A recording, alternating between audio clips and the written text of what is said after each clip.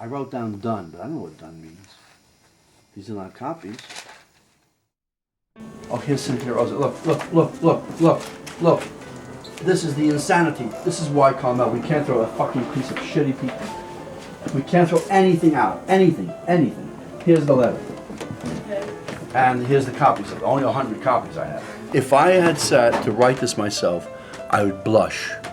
What an amazing, glittering, glowing, Proustian, Conradian, Bergsonian, diamond, faceted, language-studded, myth-drowned dream. I thank you for the inspiration that brought it to me via the post. Yes, but also along that mysteriously vibrating skein that connects writer to writer. In Voyages, the vision is complete, and the man from Porlock stayed away. All good wishes, Cynthia. You know who the man from Porlock is? The story is that, if Coleridge tells it, when he was writing Kubla Khan in this dream state of his, in this induced opium state, and suddenly, while he was in the middle of the almost writing, there was a knock on the door. And the guy at the door, he said, "Excuse me." He said, "Who are you?" "I'm the man from Porlock." He just came across. He broke his complete. So when she says that, she says that no one came to disturb my reverie because it was intact. Right. It's a nice letter from her, huh? Beautiful. Yeah, that's me and Roy Wimpton. He did one of those things. So we'll make a copy of this. Oh, that's me and Kittai. That's me and Kittai in some old. That cat was he was 18 years old, and he had one eye, club foot, broken foot. Oh. His jaw was broken. Is that at Roy's place? Yeah, and he was still going after frogs in the garden. And he'd come back, kidding. he'd limp around with a frog in his mouth, bring it to the table. This Well, stuff. take a look, because I mean, this is gold. Yeah. I mean, this is really fucking gold. If I had not been an idiot, I would have finished this whole thing Yeah, I and think it's a published great it idea. as a genius before 30. I mean, that's the insanity of it. When did you write that, Frederic? When I was in graduate school, I was 25, 26, 27. Wow. And it's about a guy who lives on the Lower East Side and with a woman, and then he collects bottles for a living. He goes down the streets and collects bottles. And his whole idea is to live like Thoreau in the East Village. Oh, that's so To live to great. the bone. And the whole thing is about about transcendental. The whole It's such thing. a cool idea. And you finished it? Never. I was drinking and I was in graduate school, so you know. Oh yeah, should I read it to you? Yes, please. This is something amazing. He lives with this girl, Rachel. Letter shuffles under the door. Rachel delivers it to the bed, where I wait to bring myself to life in the new day. Again, a 1920s 30 letter, double-breasted blue pinstripe suit with egg stains on the front, perhaps a slouch hat and a polo coat, liberal, a sad leftover from the 20s, a good man, one more hurt than the rest of us, one of the last sinceres, now to the mail. Quote, I write this in full view that we are living in tragic hours, that our moments are marked by despair, that our seconds are without consolation or sweetness, that indeed we are crying in private. Our private footage is coming to an unglamorous and flickering end. Soon the last reel will spin, snap, snap, snap, and the screen finally only blank white. The usher turns us out while the lights go incandescently on, and the manager looks for coins and gloves and bags under the seat. My God, there's a Tampax here. Out into the street, we saunter that last weary shuffle, our optic nerves still twitching with silver screen flashes. Let us have no more of it. Now, what does that, asks Rachel. Are you sending letters to yourself? Are you putting me on with all that mail? How does one answer to that? Rachel, look at the postmarks. Have you known me to have been in Philadelphia, Hornell, New York, and where else these things have come from? And so she leaves, and I rise for the day. Beautiful, Frederic. That's beautiful. The chapter is called, in homage to Thoreau, it's called How I Lived What I Lived For. Sundown. The flag is being lowered at Union Square Park, at Washington Square Park, at Roosevelt Drive Park, at Tompkins Square Park. At all points of my boundary, the flags are off for the evening. The parking is gone for the night.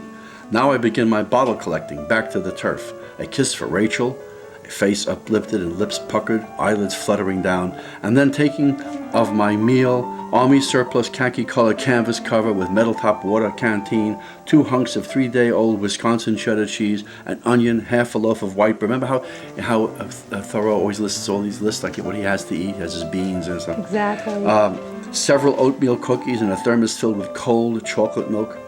The benefit of self-employment is that you may regulate your own dining hours, or to be more exact, dining minutes. For in this trade there's little time for luxurious basking under lampposts or other such illumination, while eating and reading away, nor is there sweet mealtime conversation except with yourself, who must be company enough. The line from Thoreau is, I have plenty of company, especially when I'm alone. This was when I was about 25, 26. Wow. Tompkins Square Park on Christmas Eve. All stark bare but for the snow and the flagpole. Everything frozen over and cold enough to turn your balls blue. Nothing but this cold and dark across the way on 10th Street in this glow from the house, and across the other way to the glow from 7th Street houses. All around the park is this glow from houses, and me in the tundra alone. But anyway, here's part of that novel. Hello. But this might be an earlier Oh, what's up? draft, maybe. So. Well, do you want to take the review out and copy them? Well, I don't know. It'll never end that either. I took some of them out. I took out the New York Times ones for Tintin. I took some of them out. Well, I don't know. I guess that maybe that's enough.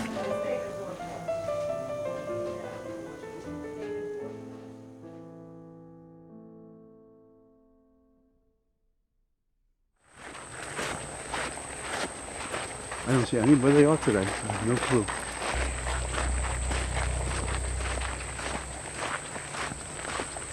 It's just like a kid's magic book, the trail. Isn't it gorgeous? It's beautiful. Oh, I love it so much. I don't see anything going on. You can see some evidence. Oh, there's some birds You over see some there. birds? I saw something over there. Once it happens, once you've had it happen, you never want to stop. It's the greatest feeling I've ever had. It just amazes me. The problem is that these seeds are very hard for them to crack open.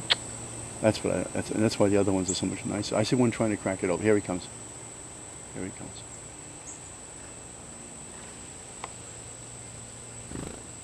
The sound. The sound of the feather. Oh my God, The the sound. wings. Fantastic sound. Wow. Look, he came out of nowhere. I didn't see him. He was in the back of me. I'm glad I put the camera on your From the head. back of me. I know. Here he comes. Oops. Look. Look. Can you imagine when a Oh kid my does it? How God. the kid feels? They're not fools. Yeah, they're not. Here he comes. Look at the guy in my hand. I got two of them. You see that? Yes.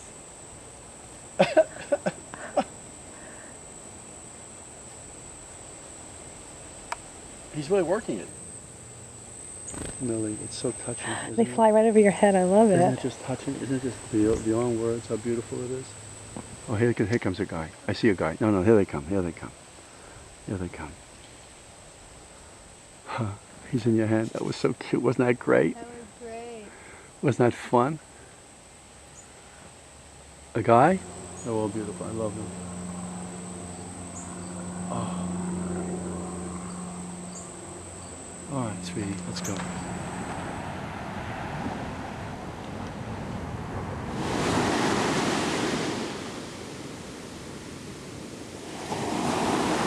House there on the left. And you woke up in the morning and saw the water every morning.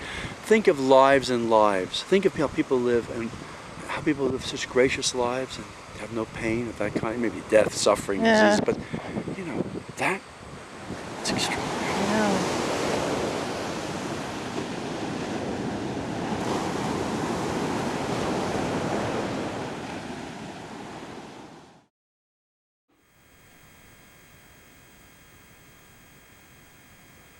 That cat's, I love that. I know, That he's- cat's great.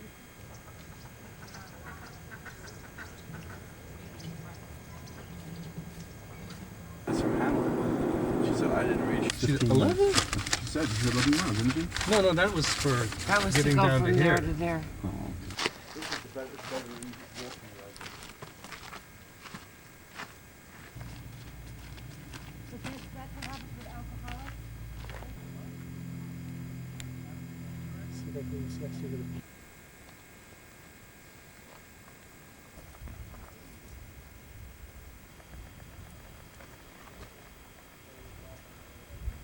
Enough. Frederic, Look, you're you've about to seen get the a big goddamn dose of fucking nature. thing, and that's it. Going back. I could have had a photograph and have gotten the whole point. Actually, we have. I mean it. That's right. Yeah. He understands. I'm telling you, the crow is my totem. Look at her. Oh Oh, look at those He has expressions for everything. Look at those gams. What generation are you coming from now? Hubba hubba zing zing, baby, you got everything. You never heard that? No. That's like 1920s, right? Yeah. I love you, Crow. Crow. My crow. Look at the crowy guy. Oh, they're actually probably spirits of the Don Castagnetti's.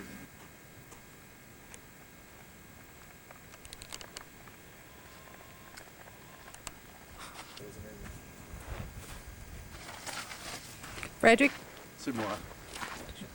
I think punch, brother, punch with care. Punch in the present passenger. That's the key.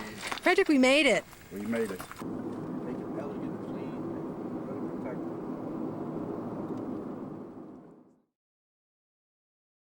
There are novels in which pre-existent characters in other novels are used. I'm thinking of Wide Sargasso Sea, the Jean Rice book, where characters are taken out and brought to another world. The virtue of having that is that for most readers, Tintin is already there. I don't have to explain him. There's no need for that kind of ridiculous, boring exposition, which I find so deadly in fiction. It just kills me. It just kills me. No, I'm serious. I mean, I'm at a point now where I don't want to read big books, even if they're masterpieces, except for War and Peace, which I've never started or finished. I don't want 40 pages of the description of the character's background. I don't want to know what his mother said to him when he was 7, that he can't now bear to see hummingbirds. I mean, all kinds of things. I can't stand it. I'm not joking. I know I seem emphatic, but I don't want that in my life. I don't want to know about it, ever. I want to get to the thing right away. And so one of the great things about having those characters, especially known characters, is that you read about Tintin and then it's all about what's going to be done with that character. It's not who is that character. So it's no accident. The first novel, there was Mao Zedong, was Adventures of Mao on the Long March, because there was Mao. It was a living presence even when I wrote it. There was Van Gogh's Bad Cafe. Van Gogh was there. So I always find that interesting. And then I find myself able to invest myself in them, or the people I know in them. And it's like having ready-made structures. And then you can just do what you want with it. It's no different from artists all over the period of time using or other paintings as the basis for paintings.